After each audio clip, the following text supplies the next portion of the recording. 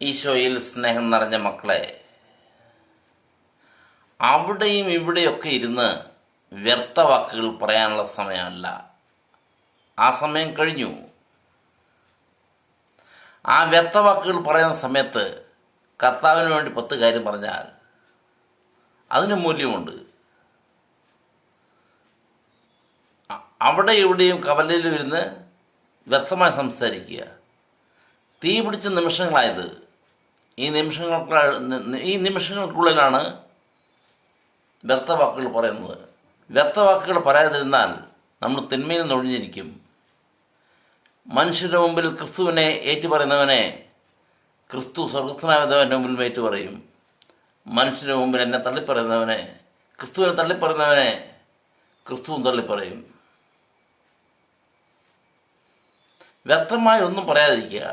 വ്യർത്ഥമായി പറയുന്നവർ തിന്മയിൽ നിന്ന് വ്യർത്ഥമായി പറയാതിരുന്നാൽ തിന്മയിൽ നിന്ന് നമ്മൾ ഒഴിഞ്ഞിരിക്കും. നല്ല കാര്യങ്ങൾ പറയുക. യേശു പറയുന്നത്, വിലകെട്ടോ പറയാതെ സത്വചനങ്ങൾ മാത്രം സംസാരിച്ചാൽ നീ എൻ്റെ നാവ് പോലെ ആകും. നീ കർത്താവിൻ്റെ നാവ് പോലെ ആകും. ഡെഫിനറ്റ്, സംശയമില്ല, ഉറപ്പാ.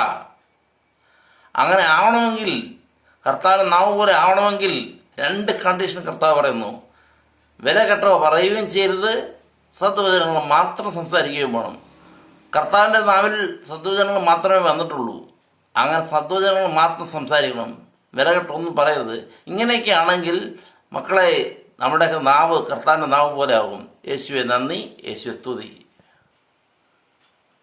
സത്യസന്ധമായ വാക്ക് എന്നേക്കും നിലനിൽക്കുന്നു. വ്യാജമായ വാക്ക് ക്ഷണികമാണ്. സുഭാഷിതങ്ങൾ 12:19.